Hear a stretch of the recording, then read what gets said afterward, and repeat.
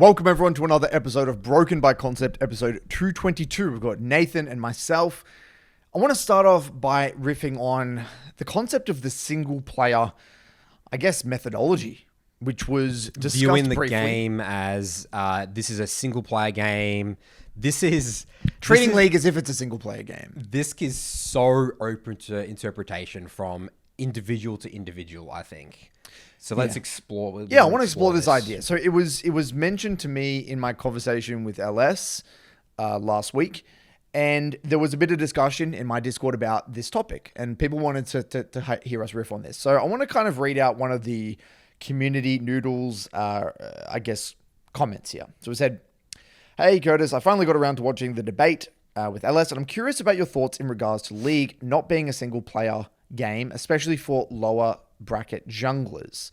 When I was in the Soul 2, Nathan preached the full mute mentality and wouldn't even look at VODs if you had chat on. I even remember him saying something along the lines of, you shouldn't listen to calls from your teammates below like platinum as a jungler. Obviously, this is very different for mid lane, and the segment wasn't very long where you discussed it. I'm just really interested to get your current thoughts on it." And so there was kind of, a lot of discussion around this whole concept of like League being, treating League as if it's a single player game, especially in the lower elo brackets. Now, I this one, like you mentioned, I think it is up to interpretation. It was one of the many kind of topics I spoke about with LS that I didn't actually even know what he actually meant by it. So, it was good to have that conversation with LS to get him expand on what he meant by some of these things, including the single player game. Now, let's explore this. So what comes to mind for you, Nathan, when you hear, treat League in the lower elo brackets as if it's a single player game? What really springs to mind here for you? So firstly, talking about, what was his name? Noodle. I definitely do still review VODs that have chat on, just specifically players that I know get worked up by chat a bit. I'll be like, I'll tell them, what are we doing? Why are you typing in this game? We've talked about this before. Why do you have chat on? We've talked about it's affected you. Some people it doesn't really affect them that much, but more often than not, I see, especially people that really struggle with emotions in game, recommend muting all, especially as a jungler specifically, because you get dragged around the map and all that. All right, so let's think about the way that I teach and I think about jungle. So what I'm trying to do as a jungler, and then we can sort of go into the single player context. I want to be, doesn't matter what champion I'm playing, an early game champion, a farming jungler, whatever it is, I want to be as strong as possible, meaning I want to be as efficient as possible getting my camps off the map, as well as utilizing the tools or the highest or seeing high percentage plays to go for to get a lead or advantage or set up an objective or something. So that's really what my end goal is, I guess, as a jungler. I want to be as strong as possible. I want to sort of create a win condition and sort of play towards a win condition, and also, be as efficient as possible. So now I think about that in terms of a single player game. Now, that means that I know what I want, and I know, well, again, this is, I'm talking from a challenger sort of jungler perspective. I know what a high percentage play and what a low percentage play means. Like, I know if I lose tempo on my camps to go for this, I need to weigh it up. It's like, okay, what is the enemy jungler going to be able to do? When's the next objective spawn? If I go for this play, use all my abilities, and the objective spawning, that's not obviously going to be an ideal play. So what I'm sort of saying is that I know exactly what I want. So then now that I know that, that's my reference point. I know this is, coming down to my champion, and it will differ. Like, I'm a Rek'Sai player. I can probably do a little bit more in terms of the early game. I have more options than a champion like Lilia or something, right? But then I know what Lilia wants. It's like, okay, the way that I view a high percentage play as Lilia is going to be different from like an Elise or a Rek'Sai or a Lee Sin and such. So I know what I want. And then there's lots of things going on around the map. I've got my laners, doing things. They're heavy trading here. They're playing the wave certain way. The enemy jungler's doing something. And then I'm sort of piecing all that information together to make my next play, or like, when I'm going to show on the map, or what objective I'm going to contest. So I think that even that word like single player game, I don't really view it that way. Like, I played a multiplayer game. I know what I want, and I'm just adapting to what's going on the map. Very free flow. And through all the experience, I've seen so many situations of building pattern recognition. I sort of know what's next based on what's happening in the game. Well, LS, I remember what he said in the interview was more along the lines of, I think what he meant by single player was that you just don't listen to what anyone else says, right? So it's not. So it's interesting because when we hear that term single player, I guess for us, we don't. It's almost as given that you don't blindly listen to what you're. That's right. Yeah. You can play a multiplayer game and not listen to poor quality calls from your teammates. Yeah, I feel like my description just there sort of like skipped all the way to the end of what the top level sort of player. So like, yes, I think I'll try and bring it back now more so to, let's say, like a silver player with the mindset of like a single player game. Well, again, I feel like it starts with knowing what you want, what's good for your champion. I want to tackle this a different way. We'll come back to that. I do want to come back to all that stuff. I think you touched on a lot of important things. At the core, right? When you're playing in bronze, you're playing in iron, you're playing in silver, you're even playing in gold and platinum for that matter, actually. You don't really have a very sophisticated understanding of the game yet. So commonly what you'll get is scenarios where laners will be calling for ganks when it's not gankable. Laners will be calling for things and say, help, help, help, when they shouldn't be receiving help because they're not the win condition. They will be because they don't know what they don't know. And so for the sake of, again, let's say steel manning the whole argument of LS's thing about completely literally mute all, pretend everyone is a piece of AI where they're not going to interact with you at all, and that you're not going to listen to a single piece of communication from any of your team, then to be honest, that does seem like a very practical way to actually navigate the lower elo brackets, because for all intents and purposes, no one knows what they want anyway. So there's actually very little value to having any form of communication with anyone else on your team. Now, not to say that a ping here or there might go a long way for just raising your attention to what's going on, right? Obviously, viewing anything in extremes has its consequences. In reality, something we've mentioned many times on the podcast is that League is a game of nuance. It's a game of gray area. You can't have one rigid or the other. rules. You can't have rigid rules, exactly. But I do agree. I think with that element of Alice's take in the sense that communication in the lower elo brackets, again, I hate using that term, but again, in this case, iron, bronze, silver, whatever, is essentially useless. It is essentially useless. Yeah. It's not even just useless, it's like detrimental. It's literally detrimental. Lose the game. So I will say that is good advice. I would agree with that. I genuinely think that is good advice. But this is where it gets complicated, because the way I've heard people talk about it is like, they say, I've had a lot of success viewing my team as advanced AI systems where I just pretend they're not human and then I just make decisions. And in my eyes, what's the difference? Whether it's a human or whether it's an advanced AI, like I don't really understand the differentiation. It's like they're all just inputs, and you're getting information, and it's up to you to interpret that information to come to a good quality decision.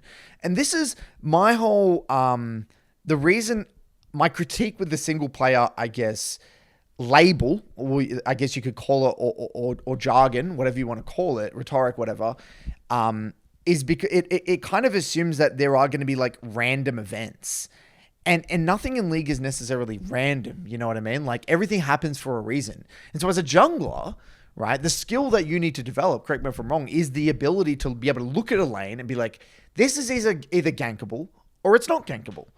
Now, whether that is an advanced AI system, whether that is a robot that is not a non-advanced AI system, whether it's a human, it doesn't really change the decision that you make in that particular moment. Not at all, no. Nothing. Exactly. Not at all.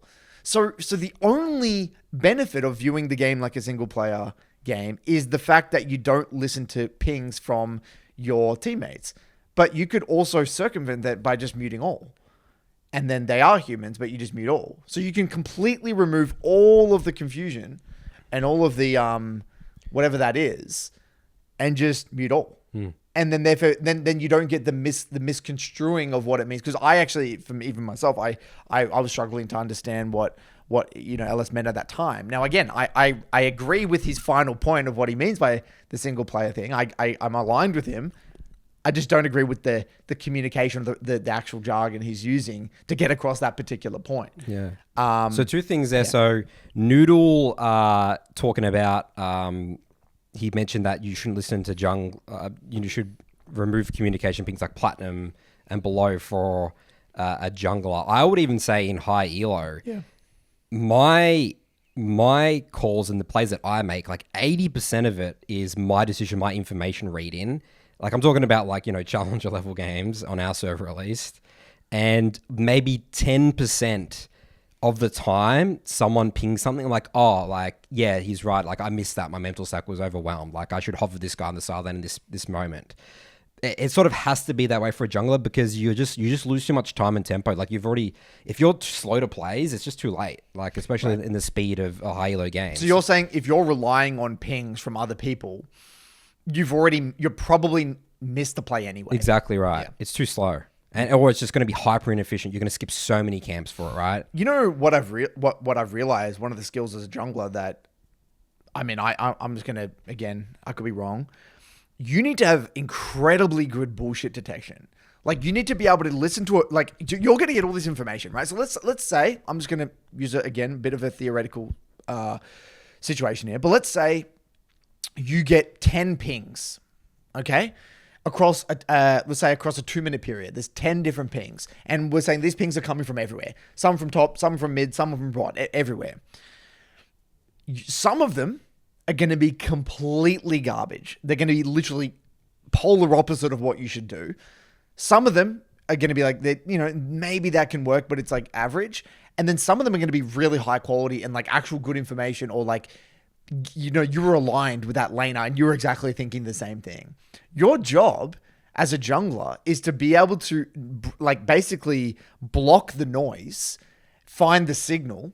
What are the things that align with the way I interpret the game? So really what it means to be a jungler, to be really successful as a jungler, like you said, you got to just be super, super clear on what you want. And if you're not clear on what you want and you don't know what your job is, what your win condition is, you're screwed. Yeah, you are really screwed. You are really, really, really screwed. You must know what's next all the time. Like the way that I always put it when the first reviews that I do with someone is if you're finishing a jungle camp, typically what I will see, especially from like a silver player or bronze or whatever, the way that they play the jungle in the game is that they finish the camp's dead. And they're walking, and then they try and figure out what to do. But what we need to get to is before we even get to the Gromp, we're starting the Gromp. We could even make the decision we need to skip the Gromp or not.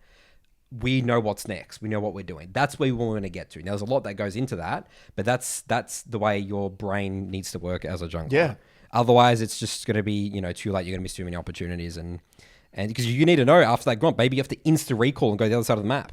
And if you waddle around for 10 seconds, like seeing if bot or, mid or top is gankable, and even the worst case scenario, forcing the gank, then that's a whole minute gone. You're showing on the map and bam, GG. Jungle is literally like the information gathering and processing role. Absolutely. That's what it is. It's like highly, highly, highly rewarded for gathering information. Yeah. And bulk information and being able to process it quickly. Really, really, really quickly. Yeah. Yeah, so overall, with the whole single player thing, I guess to really tie that all together, I think communication is, at all ranks, like you were alluding to, I agree. There's so many poor quality pings. And the reason why, let's expand on that for a second. Why is there so many poor quality pings?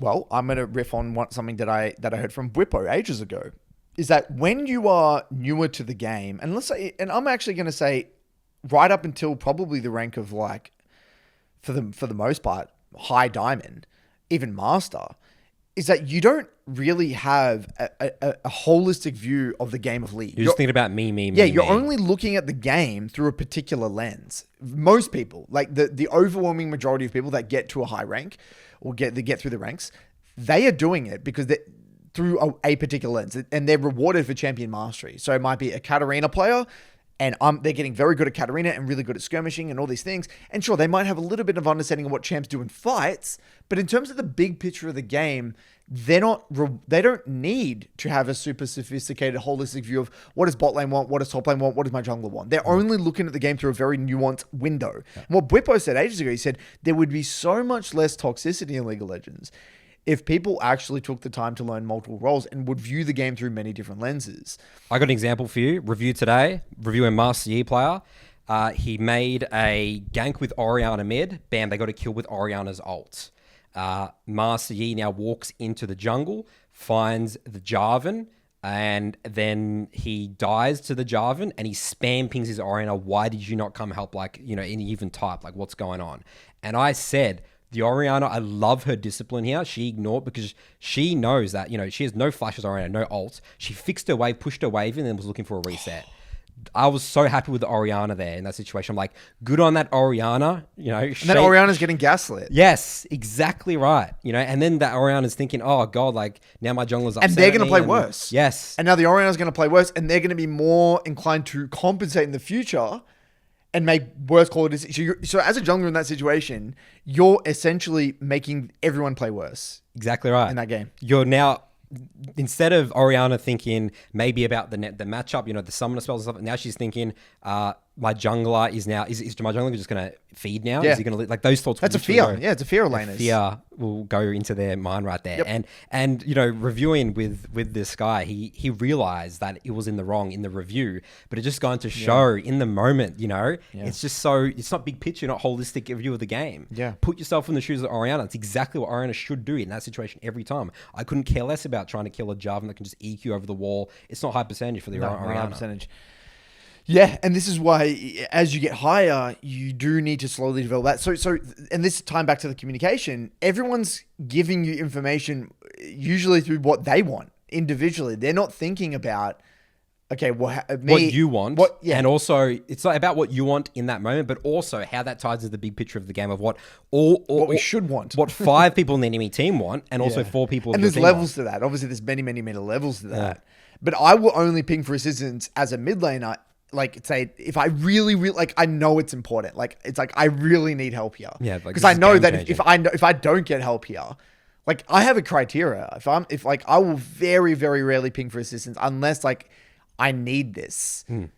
I really need this. Because I know that a jungler coming mid and wasting their time is game losing. Like, really, really bad. I don't want to waste my jungler's time. I want to know that if I'm calling a jungler, it's got to be a good play. It's got to be a good play. It's got to make sense. It's either I got to be able to then leverage this to help them in the future or win the game or carry the game, or to get me out of a hole such that I don't just bleed.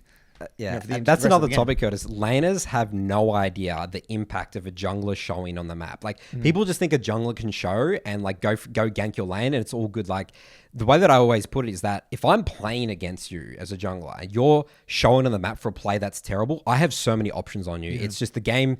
You're basically, every time the jungler shows and they're not doing something, they're failing their gank, you make the game for the enemy jungler really easy. Yeah, very easy. I would actually go to the extent, another thing that I've said to people, and this is a tough pill to swallow, is there are certain junglers that will kind of get an auto win if you give them an early kill, I felt like.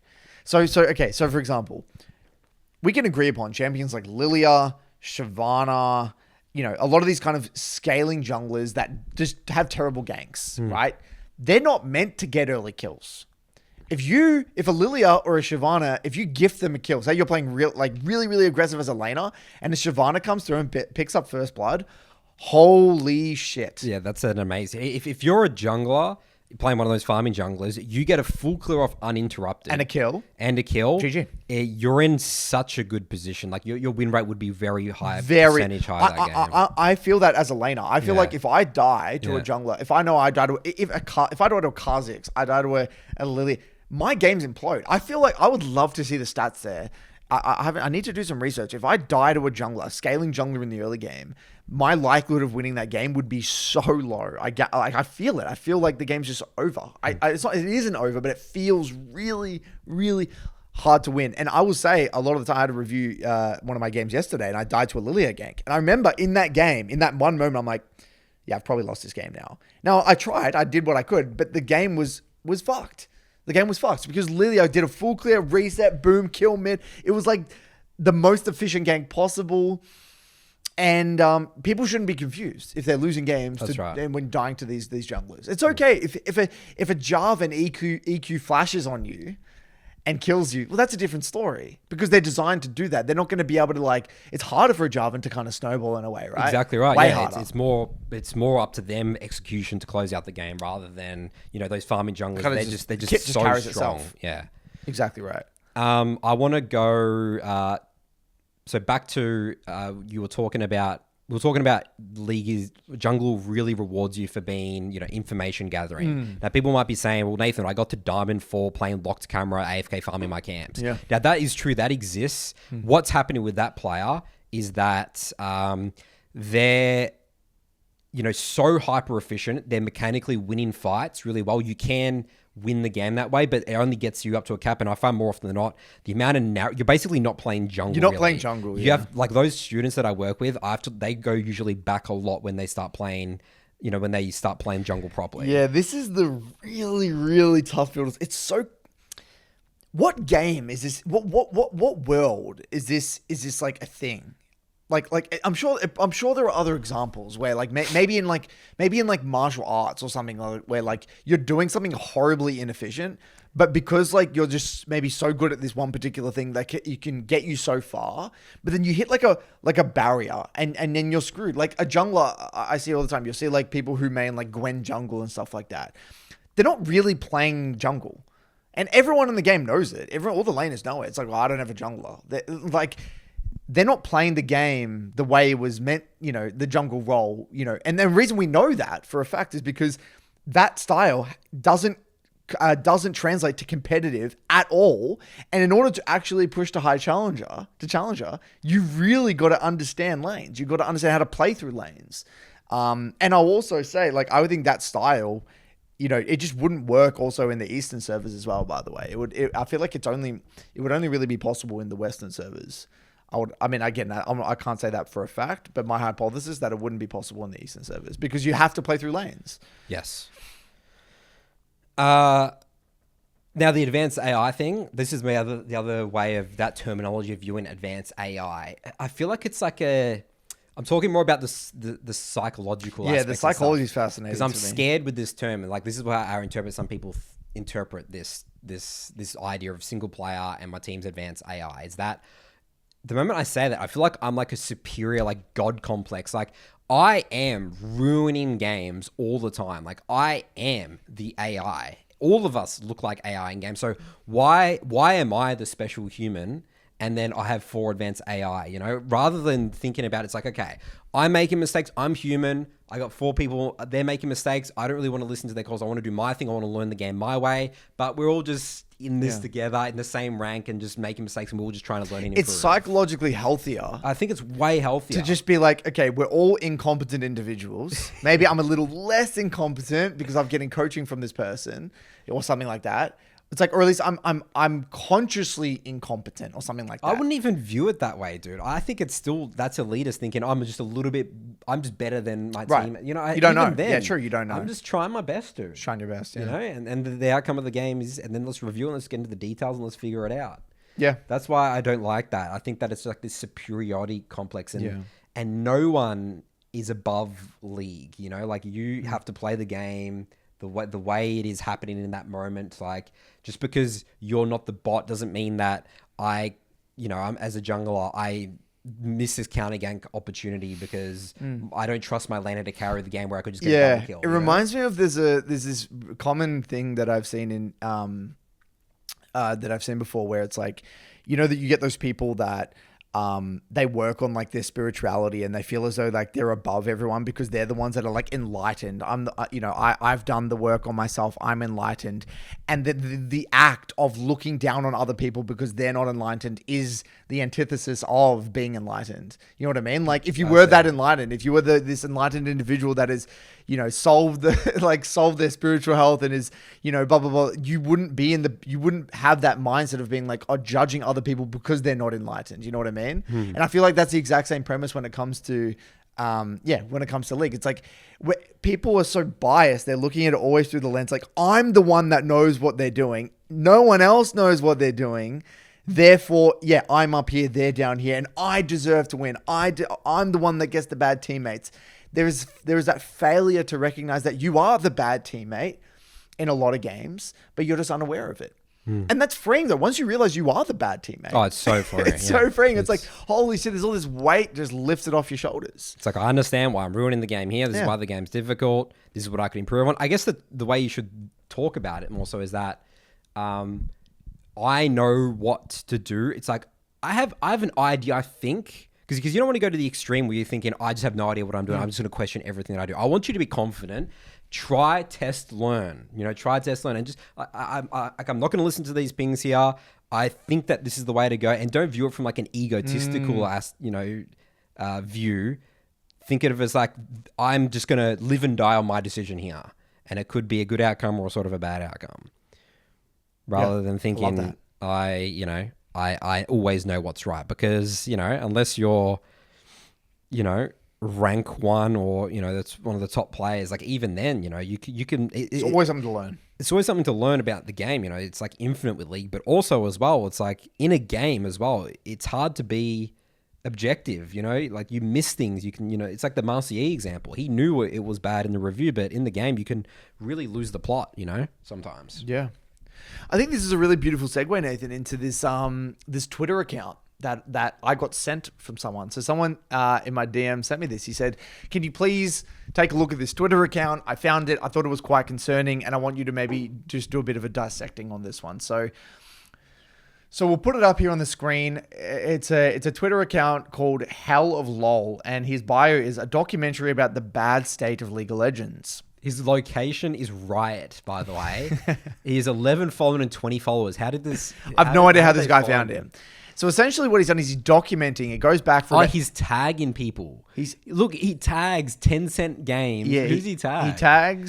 Who's he tag? Riot Games, League of Legends, Germany. So he must be from Germany, maybe. He must be US, yeah. So he's tagged... So he's really passionate. Every day, basically, he writes up a little... He posts a screenshot and he writes up a little thing about... In this game, I always got the engine jungler, 80 carry, first time Siva, second time Yi. Thanks for the incredible gaming experience, Riot. # make LOL great again. # Riot Games. EU, what is this? # EU win the hell. Win Elo hell. In hell, Elo hell. # Elo hell. And so he's been doing this for, I think, since September. It's been over a month, maybe a month and a half, like basically every day. Complaining about something. Here's another one. First game, and I have 3 autofilled lanes and a Mumu mid 33% win rate player. Jungle autofilled, complete useless. Same the 80 carry top, running it down. Make # make League great again. And the fascinating thing about this is that all of these screenshots, he blurs out the names. You can't even search the account, which is fascinating. I see. So, I feel really sad when I see this sort of thing, because imagine how miserable this person is feeling. And obviously it's funny, there's obviously a comedic element here. I get that. For some people may laugh at this, but realistically, this is sad. And this is mental health. This is mental illness. And, League can really beat you down. It can really set you on a path that it's... Yeah, this is where this sort of thought pattern thinking, this is where League, that's addiction, this is where you can end up. Time. This is on the extreme, because think about the extreme here. We have no introspection around how we might be influencing games, and why is our jungler in? Why, asking these questions, again, it makes sense because they're humans. Again, they're not advanced AI bots type thing. No. It's like, let's break it down, because you learning as well, by the way, about your teammates' mistakes as well allows you to know, to see the signs and then know how to punish that from the enemy team's perspective in a different game. It's really important to have this... asking the why. And this is why we believe the 3 block and the reviewing and stuff it makes the game so much more fun, because we're on the pursuit of understanding the game. And I think what actually happens here is it's an addictive loop, because what happens is that you genuinely are going to have games that are out of your control. And it feels so like it's addictive to complain about it and then be like, look here, I got look at this game, guys. It was a 45. My jungle left the game and quit and I lost. Look at this. It's the perfect scapegoat for you underperforming. It's protection of the ego. It's protection of the ego. Because if I am the victim then I'm not the problem. I'm awesome. I'm special. Yeah. These people are all around me making my life miserable. Exactly right. And it's the perfect, finding the perfect scapegoat. Zero accountability. Yep. You know what? It would be just an interesting content sort of series is that these type of people that are on the extremes, like, do a VOD review of them. Like, doesn't even have to be one of their games, but like someone else, like let's say exactly someone else in their elo. So that because they'll be a bit more objective in that way, and explain to me what's going on. What are the mistakes that are happening here? And I think that'll be really interesting content in a way. Yeah, it would be. Yeah, I actually tried to find. I can't find this guy's account. I was actually wanting to look at his gameplay because then you would see, then you could clearly demonstrate how much they are missing with what's going on in the game. You mean get them to review it? Get them to review and see it. What's their worldview? How do they view the game? Yeah. Yeah, interesting. You could like just see. let them have the floor. Like, here we go. Yeah, right. Yeah, that'd be fascinating. Kind of like just let them just like what biases do they have? What's their knowledge of the game like? Why do you think this person died here? And then he, because based on these tweets, the response would be he just sucks. He's an inter. Right. Versus getting the specifics. Right. Yeah.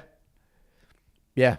And look, at the end of the day, I you feel bad for these people. Obviously, what they're going through is obviously not very healthy. And I think that, the key or the cure is trying to take accountability and really break down what's actually happening. So until this person actually takes a good look in the mirror and looks at their gameplay, they're just unfortunately going to be stuck in this doom spiral of just blaming externals until they eventually quit the game. So I'm sure there are many people out here like that, and it's just sad to see. But it's the reality. I think it's important. This is the reality. There are people out here like this. And these are probably the people that comment all that negative crap all over the YouTube comments that we spoke about a few weeks ago, right? This is probably the person who is complaining, League of Legends was such a good game in Season 2, and look at it now. It wasn't, man. It wasn't. Yeah. So. It's funny how he says, like, make League great again. It's sort of a statement. It's like, he had nostalgia back in some day, like, he still probably had no idea what was going on in the games there, but just because he was having a bit more fun and now he's down, and again, the play base has gotten better. You can't get away with as much, I'm sort of assuming this guy's playing, in season, earlier seasons because he says make, League great again. It's sort of just like an appeal to nostalgia and just not adapting to the times. The games, it's different, but also... Yeah, and we've seen this before because League did have a much more casual player base back in season 1, 2, and 3 because the game was no one knew what the game was about, and everyone was incompetent because no one knew what the game was about. But as the game got more and more figured out and people got better and better at the game, the people that were casual and never really enjoyed the hardcore competitive aspect of League of Legends, they were stuck on. They were stuck to or glued to this kind of like idea of League being this casual, everyone just go around, screw around, running around fighting. Yeah. There was no efficiency, respecting the snowball aspect of the game. Like discipline, like remember, like literally, tempo. The way this would manifest is people would flame people for freezing. That's how it started. I remember that was the shift. I remember there was this shift being like, you're such a tryhard for freezing. It's like, I see. How fascinating. It's like I'm a top laner. I'm like Darius, and like that's a game, man. I'm playing against him. I'm playing like Kale top or whatever. It's like, you're such a tryhard. It's like, well, that's the most optimal. Do I want to win League of Legends? Am I playing a competitive game here, or like, do you want me to just unbreak the freeze and just let you get free farmers Kale? Like, yeah, and that was the shift. I reckon you started to see signs of people realizing, okay, yeah, I need to. This game isn't maybe not for me. I want to move on to just quickly here. This whole thing about smart goals. Now, a lot of you guys who come from other competitive endeavors or improving at anything really, have probably heard the model SMART. I think it means specific, measurable, actionable, relevant, and timely, goals, right? It's a methodology for setting goals. And it's just never sat well with me. It's really never sat well with me. And I remember like reading it. I remember like reading books about it. It's like, oh my God, this sounds so cool. And like, yeah, there's all these like people using it in like in like the corporate world, and like, wow, like this is it's such a beautiful little neat smart. Yeah, and it's got so it's smart goals, cool. and it's like it's got this acronym or whatever, and it's just beautiful. And look, I'm not gonna discredit all the research done around that. I'm sure there are settings where smart goals are right and great, but I frequently see it on Twitter with coaches and esports and stuff like that around this. Like, it's important to set smart goals, and it's like, no, I don't think so at all. Actually, I don't think I don't in league specifically. And this is again talking about league. I don't think having learning objective or goals that are measurable is even necessarily that helpful. I don't think they necessarily have to be timely. I don't think they have to be always replicable. And sometimes I actually don't even think they need to be specific. Now, they can be, and I do think there are moments where they can be. And if you can, then sure, do it. But I'll give you an example. Jamie is a newer coach in the MLA. He's actually been coaching for a while anyway by himself before the MLA. And he does a lot of the below Emerald coaching. And he said something this morning that he sent me this message. I love Jamie. He's such an awesome guy. Shout out Jamie. Just an amazing coach, amazing guy. He's been working with some newer players, people that are in Iron and stuff. And he said, Curtis, something I realized is that sometimes I just feel like learning objectives are detrimental. And what he does, he says, okay, he watches someone's gameplay and he realizes that they just need more repetitions. So what he says, he's like, he'll just explain a few things and give a list. These are a bunch of concepts that we kind of, touched on a little bit here today. And he said, I'm going to give you this document. And what he said, what I want you to do to the client, he said, just go out there and play as many games as you can for the next 3 weeks. And just maybe refer back to this document here and there. Just look at him. You don't have to understand it. You don't have to execute on it. Just keep an eye on him. Just mull over it, essentially, and get more games and get more reps and sort of play around with, like, think about maybe what ones have like worked a bit more for you, or what you're starting to click with you. Yeah, what resonates. But just here's a list. Here's a list. Play around with because these. Like you always say, is that the iron, bronze, silver. There's so much that can be going wrong in their gameplay that it's actually harder to coach them in a way, because the list is very big versus the higher you go, And sometimes you just need to let yourself enter this free flow play state, this play mindset where you're just there's a lyric from a quote from a song that I listened to, Kid Cudi, and the quote goes, it's like you're moving too much, or you're moving too much, and that's ruining. No, it's the quote something like, you're doing too much and that's ruining what's moving. Like internally, there's a lot of beautiful processing and gathering, and there's a lot of stuff moving in our mind, and like our ability to gather and process information intuitively and feel things is so important. And sometimes when you're thinking, you're impeding that learning from happening, because you're blocking. You're judging everything. Oh, that's not what he said in the coach. He said this isn't what he coached in the coach. You're judging yourself. You're sometimes blocking incoming learning because you're trying to categorize everything, but you're not competent enough to do so. When you sometimes be better off literally just playing and just vaguely having a rough understanding, just very, very surface level, and just feel shit. I remember Jamie said that. Okay, cool. That actually kind of makes sense. I just feel shit. And so my point being is that this is just one example, but I've done this many times. Sometimes I'll say to a client, even in Diamond, I'll say, it like a mindset. I want you to play around with this mindset. Yes, go into this next game with this mindset. Reviews, now, that's not measurable. That's not necessarily relevant all the time. That's not... I tick nothing of those smart goals, but I get results. Yeah. I say, hey man, go into this game. I want you to have this mindset of just, like maybe, okay, what's an example of a mindset shift? I want you to have a mindset of make the enemy come towards you or something like that. I had an example today, a Hecarim player. Or boxing mindset or whatever it is. Reviewing, I looked at his OPGG where we took a look, and the deaths were like out of control, like 10 deaths, like every game, 8 deaths. And the takeaway was, I sort of just stopped the review at some point. Actually, there was like 3 moments in the review. This is sort of how I got to it. I said, okay, every single time that you're dying here, you're playing Hecarim, you're in vision, you're starting the fight full HP. I want you to play around with let's use angles, creativity. Let's play fog of war. Let's just try that. Bit more. Try it. Come secondary, engage to more fights and see how that goes. Like we don't have to get too much into specifics in this game anymore, but this is sort of the trend that we're seeing here, and just and then come back to me. We'll see how that goes. Maybe it doesn't do anything, but I feel like that's the case. Like if you're seeing a Hecarim in vision, he's not that threatening. There's only so much he can do. If he R's at you, it's easy to dodge.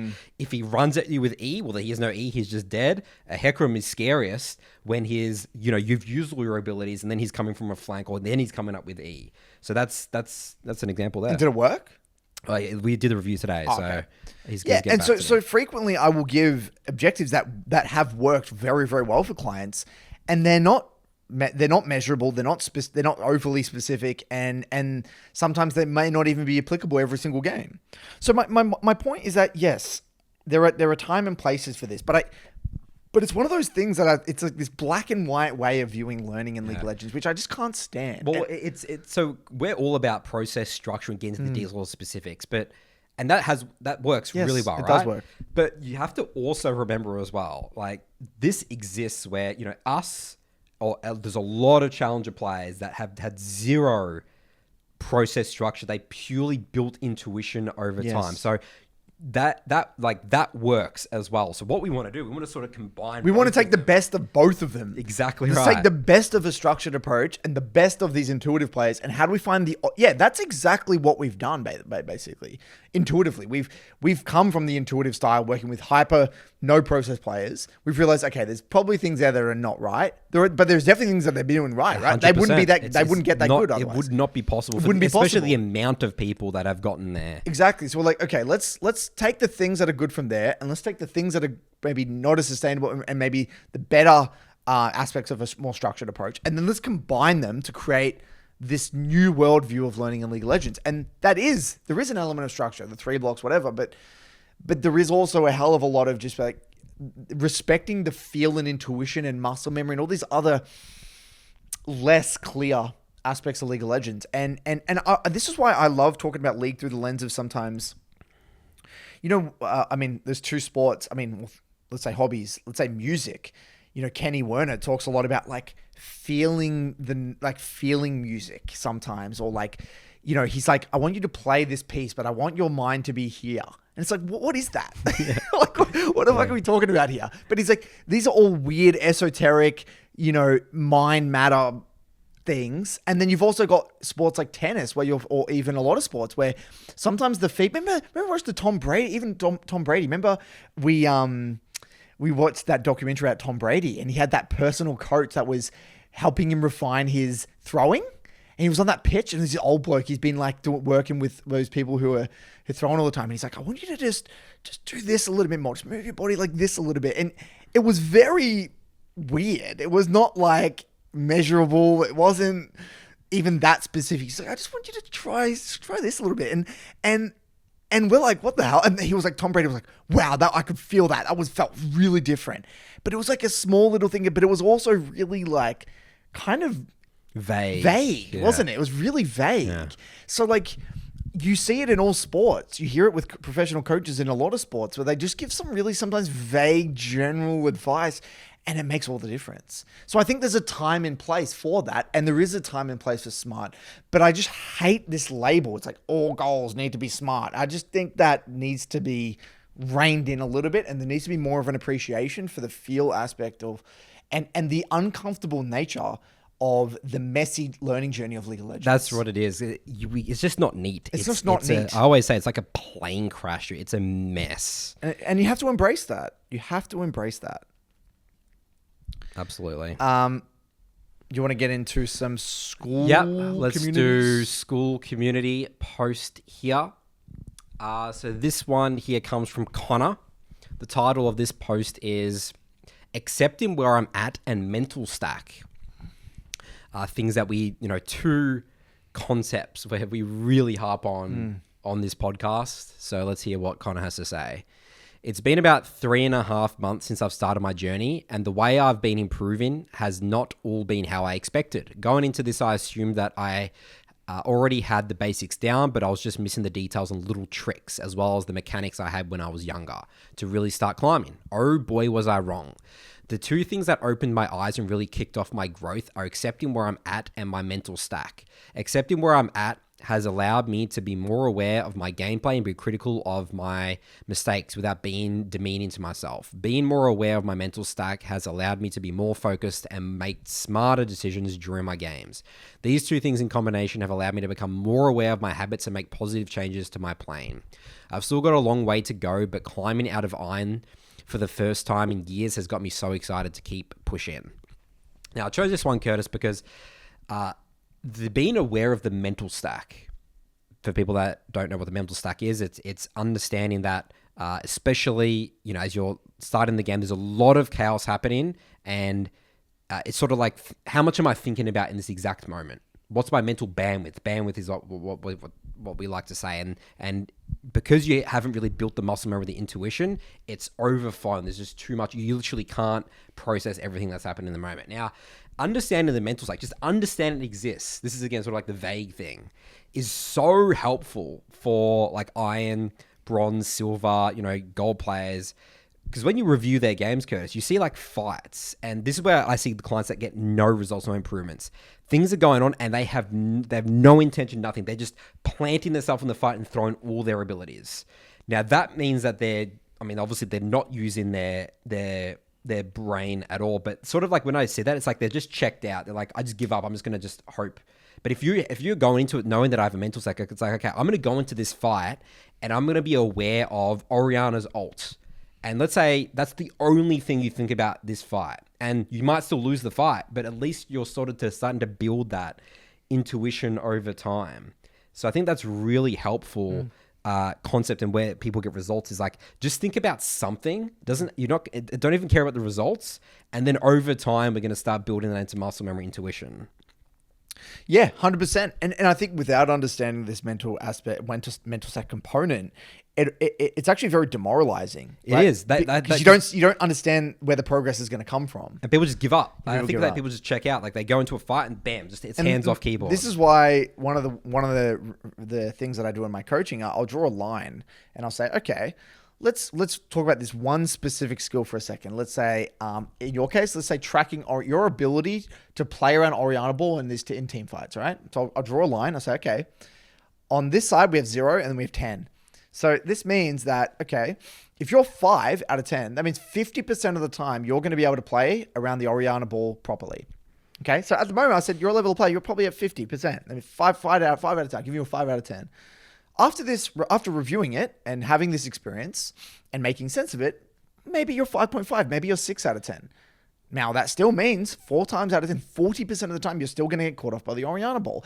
And so every experience that you have, that you review and you make sense of, we're just pushing that dial a little bit further up, a little bit further up, a little bit further up. And you get maybe 7 times out of 10, 8 times out of 10, to the point where you'll be like 95% of the time, you're going to be hyper aware of that Oriana ball. It's not going to take as much of your mental stack, and you're going to be able to deal with it very competently. Yeah. And I said, this is just one thing. Now, obviously there is, thousands upon thousands of skills that you got to develop, but this is just one key ability that now you're getting better at playing. And then you're explaining it this way to a lot of people gives them hope. It's like, oh, cool. I did get something from this review. I did get something from this fight. This wasn't just a random event, and cool. I now feel better about like my review or what I took away from this fight, And then it's like, okay, well then I've got I really understand the threat and the range of Oriana and her positioning. That's my intuition. And now the next step is like, okay, the rallying gauge in this fight. And then, so the next step is like, where's my ADC positioning? The next step is like, who has ults on my team? Like, there's so many levels, but you got to start somewhere, and you just chip away. That's what we say, reps and chipping away is all you can do.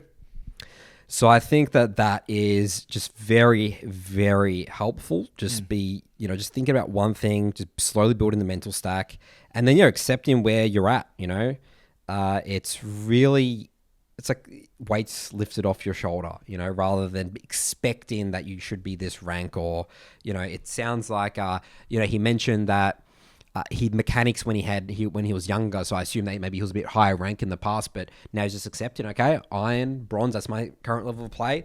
Let's just have a crack and let's just slowly work at things, and then maybe our rank increases, maybe it doesn't, but you've got to accept where we're at. There's nothing that's helped me more in my rank journey than accepting where I'm at. Easier said than done. It is. It's very, very difficult. All right, mailbag time, Curtis. Away we go. Welcome back for Nathan's mailbag. Jingle, jingle, jingle song. So I'm actually going to be stealing and taking the driver's seat of Nathan's mailbag for the first question here, because this one was from an MLA member, Delta. Now, I want to give a bit of background to this one. There was an implosion in the MLA Discord the day after the LS Curtis debate thing happened. And there was a lot of disagreement, tears, people throwing tantrums. It was ugly. And so Delta, who is an MLA, pretty long-term MLA member, felt as though it would be best to write in something to the BBC to give context. Now, basically, this is going to be talking about the 10 CS per minute whole thing. Okay? So, hey, Nathan and Curtis. I'll preface this by just outlining my bias and background a little bit. I've been a huge follower of Curtis since he started YouTube and the MLA. Probably starting watching his YouTube in 2019, joined MLA in 2020, and on and off for the past 4 years. I've watched probably every single BBC episode and the majority of the non-champion specific content on Curtis's YouTube. Curtis, the other coaches, and the members in the MLA are the main reasons I'm enjoying and playing League still today, and are the only reason I've reached 300 or 400 LP Masters from being stuck in lower ranks for a long time, playing since Season 4, with many behavioral problems, in brackets, toxicity, intentionally feeding, etc. However, in the last few years, I've improved immensely narrative-wise and gameplay-wise and got in Diamond for the first time, early season GM, peaking 400 LP Masters and finishing last split at 300 LP. Wow.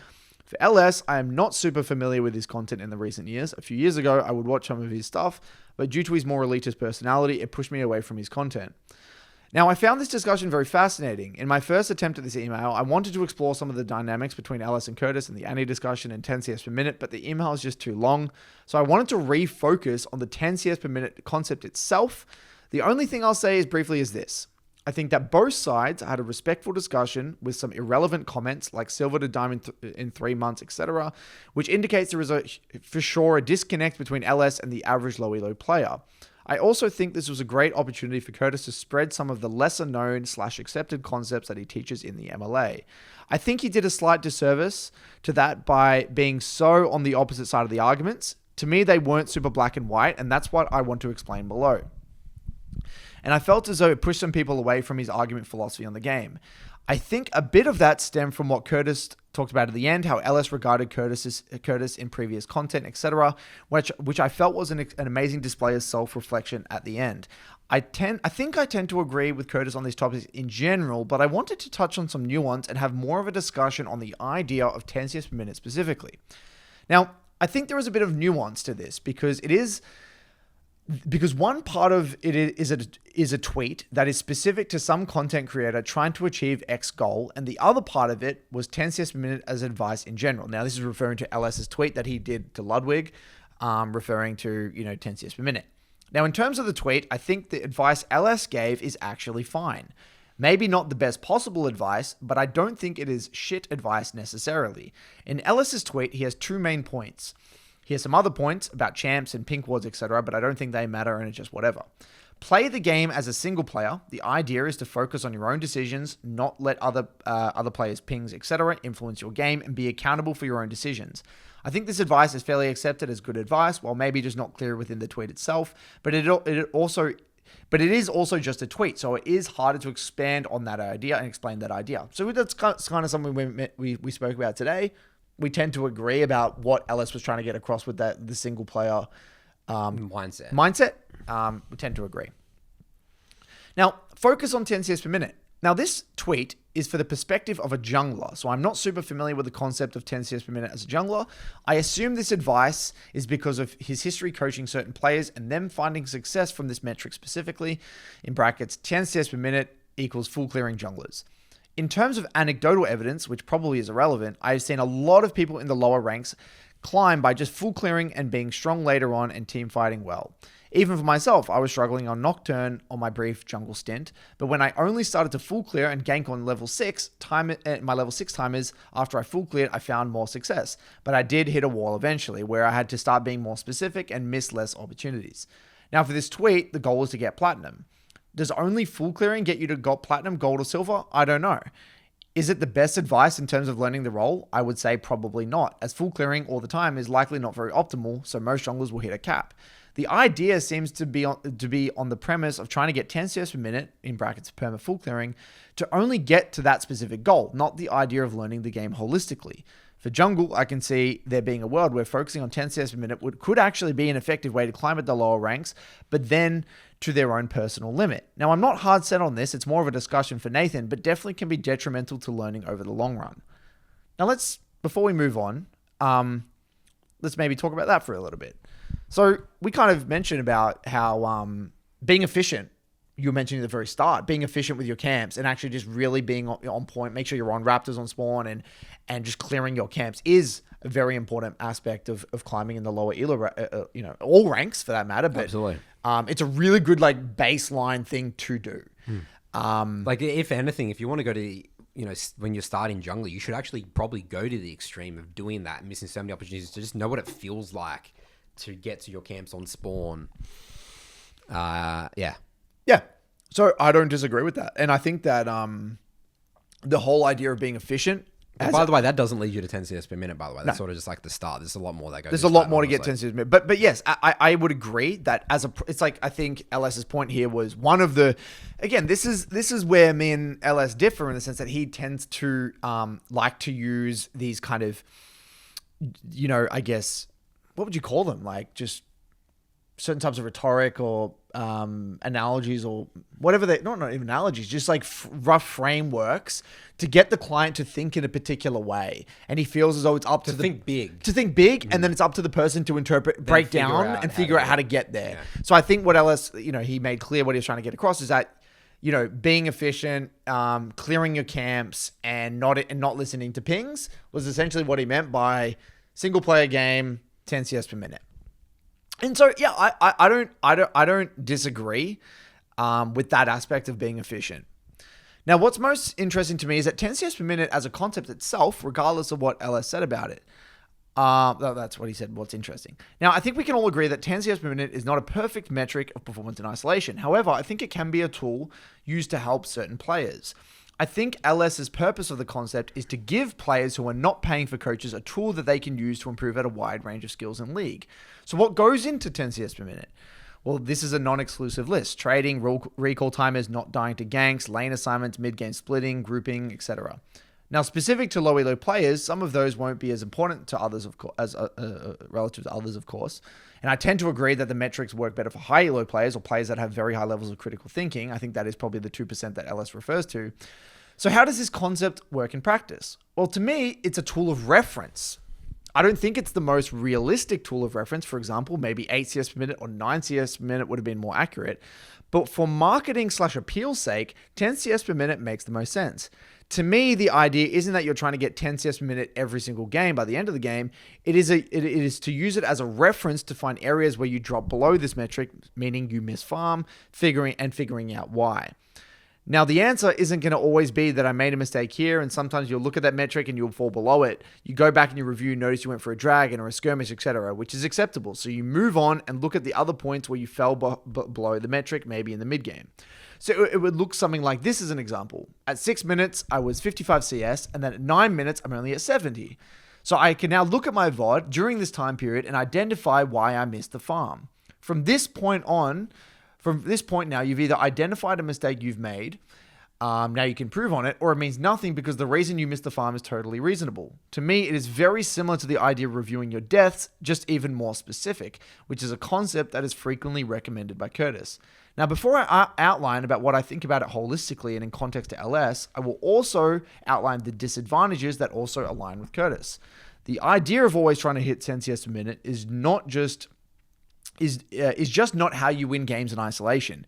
Maybe for lower ranks, full clearing jungles, maybe, but nor does it do anything for improvement. So if someone misinterprets the advice and tries to only hit 10 CS per minute, it will be shit advice for them. And I think LS did a poor job of highlighting the point of 10 CS per minute and how I outlined it above. Number 2, the idea of always trying to hit 10 CS per minute by itself does nothing for improvement and might make you worse. And 3rd, the expectation of trying to hit 10 CS per minute is unrealistic, leading to negative emotions about your own performance. Those are all destructive elements of the advice if misinterpreted. Now, there are also downsides. There are also downsides to the advice of 10 CS per minute as a tool of reference for the average low elo player, such as not many low elo players are even reviewing their games or even know how in the first place. Now, expecting them how to review and reverse analyze the review to find mistakes and come to the correct conclusions based on that metric is just insanely unrealistic, which is what I was going to say. At the end of the day, the tool is just general advice. Specific advice will always be better, such as pay attention in your review to leaning where you place your ward, as an example. This advice is great, but it is advice only to one element, so it requires coaching and longer form content or a ton of different content for each specific and different aspect of League. I think the purpose of this advice is that it is too general, so it covers multiple aspects and lets the learner figure out for themselves on their own. Now, in terms of the advice given by LS, I don't think it is the most dogshit advice because the advice is to his audience, which he deems is that the 2% of the high-level critical thinkers, which he thinks even at low elo, they should be able to use this tool effectively on their own. Maybe not to the same success as paid coaching, but to improve nonetheless. I think that perspective is just based on the interactions he has had with his viewers / coaching experience, which I think is an okay perspective to have. I don't think the advice is necessarily irresponsible either, because it can be hurtful to players outside of his target audience because LS isn't even a public coach. He is, if anything, someone who just enjoys the theory of the game, and I think this is just an idea stemming from that. I think it would be inappropriate if Curtis or Nathan, for example, gave this very general piece of advice without context or outlining how to use it effectively, as he is a public coach and coaching solo queue players is his expertise. Now, just to conclude, I don't think I'm hard set on either side of the argument. I just wanted to explore the concept itself and then give my opinion in more detail than just LS is bad / fake guru because this advice is an example. Thanks, Delta. So I think there's some great points here. So I tend to agree. I mean, I think that the whole idea of LS using it as a general piece of exploratory advice, I get that. I don't think that was necessarily clear in the tweet, but I think that if that is a general philosophy in coaching, giving kind of general advice and leaving that up to like the viewer to interpret that, I think that's, I agree. I don't think it's that bad, but I think it can be bad. So the way I want to clarify my stance on it. If a piece of advice can be simultaneously helpful to one person and detrimental to another person, I would call that bad advice. That's what I call bad advice. Because it's just too extreme. Because you don't know who's reading that advice. Now, if you knew exactly, if he DM'd that to Ludwig, right? Or maybe he said that specifically in a Discord and he wanted him specifically, he wanted to just give him one message and to give him in a direction, be more efficient, right? Instead of being more efficient with your camps, he wanted to say farm 10 assists per minute. If that's what he wanted to do, great. But a lot of people, follow LS and view him as a public coaching. And you may understand, I think Delta understands, and maybe people in the MLA or whatever in the BBC universe understand that LS isn't necessarily a public coach anymore, solo queue coach, but a lot of people view him as such. They view him an authority in the space of League of Legends.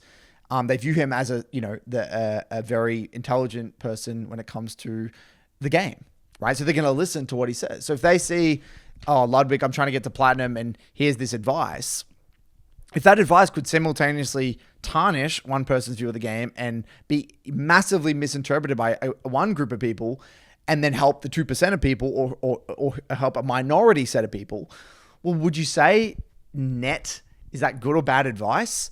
Again, it depends on who's reading it, but in the context of Twitter, in the public eye, given that he's an authority figure in the space, I would argue that it's net negative. It has a net detriment on the League community at large. So again, we're getting into a lot of nuance here and we're getting into who the advice is specifically targeted at. But I think that this is just now a matter of opinion. Now, I really respect where you're coming from. And I think that it's hard to have this sort of nuanced discussion because a lot of the time when it comes to this sort of stuff, people get very emotional. They're very bought in because maybe they had a negative experience with it. And I think one thing that Delta, I think, underestimated with the League community is that imagine if you had been one of the people that's struggling in the lower ELO brackets and been given that advice. Just, you need to farm 10 CS a minute without anyone elaborating on it. And maybe you don't understand what that actually meant. You're going to feel less than because you've tried to execute upon it. It's got you no results and you keep getting told you got to farm 10 CS a minute.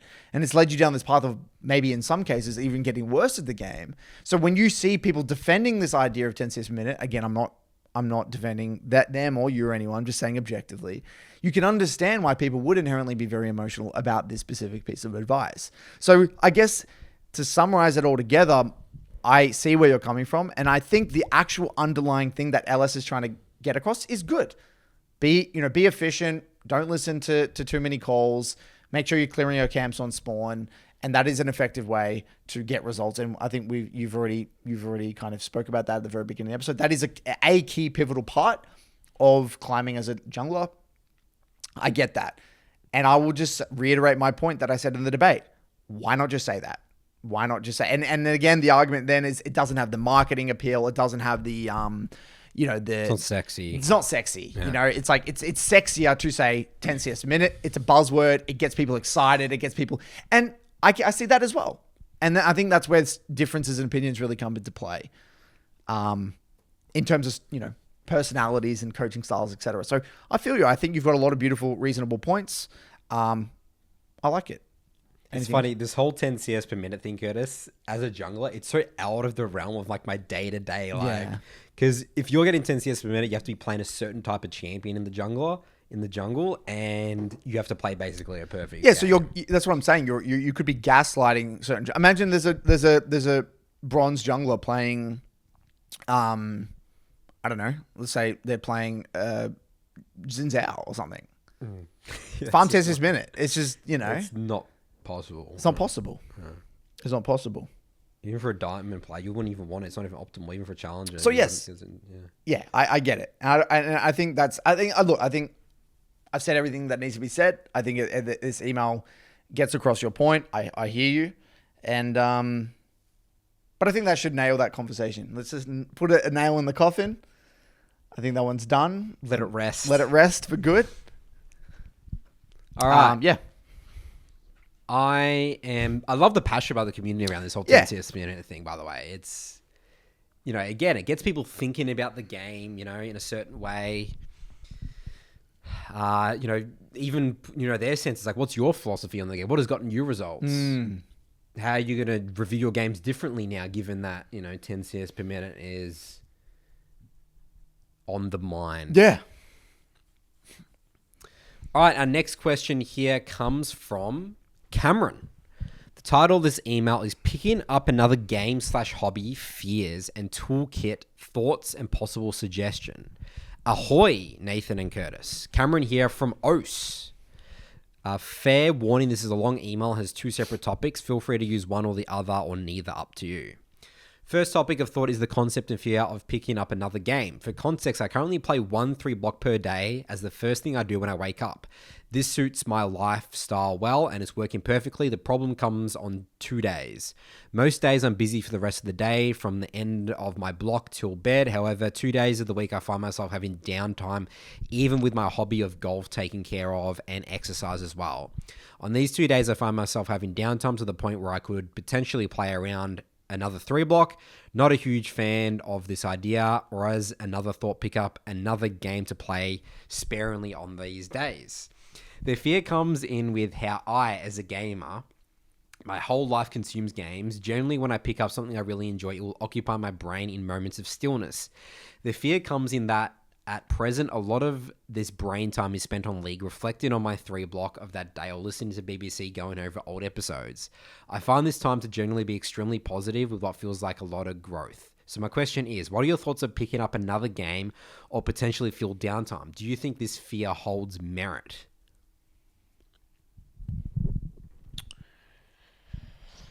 Yeah, I mean, this one's it's a very personal question. It's personal, isn't it? I Personal. mean, does it hold merit? I think it does. Like, if League was your only game and you thought about it all the time, and if you weren't playing your game, you're thinking about it, watching content or something, you probably, that's really serious player, and you would get more results. Well, look, Do you agree with that? Yeah, 100%. But I got this question from someone right very recently, and he said, Curtis, I have all these hobbies. I'm studying. I play piano. I do competitive weightlifting. I play League and blah blah blah blah. And the question was, well, what is your take? Am I spreading myself too thin? And do you believe in having multiple hobbies and blah blah blah? And I said, look, what I'm about to say is my personal take.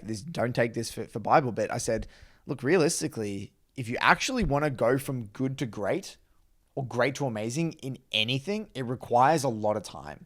And so in and what I see commonly in the real world, not only in career and hobbies, in relationships, in everything, everyone gets caught up in the honeymoon phase. And it's very easy to go from bad to good. Okay? Dog shit to good. It's very hard, and everyone tends to move on. Most people tend to move on and give up when they go from good to great or great to amazing. Now, a lot of people get addicted to that cycle of my uncle's the same. They just get good at many, many, many things. And you can live your life like that. That's okay. But if you want to get great, if you want to get amazing and feel that free flow, really tap in, like take your hobby to the next level, it requires time and dedication and sacrifice. Now, whether that's for you, that's totally on you. But if you want to get and I think tying it back to this question, if you want to take your league to the next level, if you want to be an amazing player, then I think you know the answer. You don't want to spread yourself too thin. You probably want to focus your time on League of Legends. If you don't mind taking your journey very slow and maybe just staying as just a good player, and that's okay as well. You can also do that. So it's really personal, and that's what I mean. And that's what a big part of our podcast and our philosophy is, that the experience of going from good to great to amazing is such a rewarding thing as a human. That's in anything. We just happen to do it through the lens of League. But in anything, whether it's an instrument, a language, anything. It's really cool. And like, you become a very interesting person, I feel, as well. I'd love to talk to someone that's like, they've spent their 10,000 hours like doing this one specific thing. I don't know, like anything, anything like, art, or, for some reason my mind always go to like, like a blacksmith or something, like creating things in like, metal and a master of anything, a master of any craft. Because then what happens is that you actually get to express who you are. You're not playing the game. You're like when you're getting good at something, the game is playing you. When you get great at something, you play the game. You individually, your heart and soul is playing. You can express who you are through that medium and have your own like really unique view on and takes and things that are really, you get to develop that. It's really cool. Exactly. Rather than like, if you're just getting good, you're probably just more so like regurgitating everything that you've heard from the people that are above you. You know what I mean? Yeah. You don't really get to, find your own identity in that craft. You don't get or to hobby. innovate or anything. Yeah. There's also options. All right, so second topic. Toolkits are often discussed on the BBC. I believe most BBC listeners will have developed their own over the course of their league journey. My idea would be to propose to the community to share their toolkits with the podcast, and maybe the BBC team can go over unique concepts and ideas to share potential tools with the community to help inspire other members and give ideas for growth and problem solving. For example, I can share my own toolkit below. Details can be as little or as much as each member likes. This might be something cool for our Skool community. Yeah. What toolkit has worked for you, and we can maybe pin that in our Skool community. So context for Cameron here. I'm 33. I've reached Diamond 4 twice. Firstly, during Season 13, Season 2, and early Season 14. I had a break from League after that time, unsure if I wanted to continue. I'm back now with the long journey goal of reaching Master. I would identify myself as an emotional player / human, so my toolkit is designed around limiting the impact the game can have on me emotionally. Tool number 1, I play 1 3-block per day as the very first thing I do when I wake up. By doing this as the first thing I do, I remove the emotion and questions of the decision to queue up. Tool number 2, once Champ Select ends, I always alt-tab immediately so I can't see the portraits of the players I'm versing. I notice silver / bronze achievement icons would always make me question if I was versing a Smurf. By removing this information, I verse only the champion, not the human. Tool number 3, I tend to avoid using OPGG post-game. This is something I'm still actively working on / could be better at.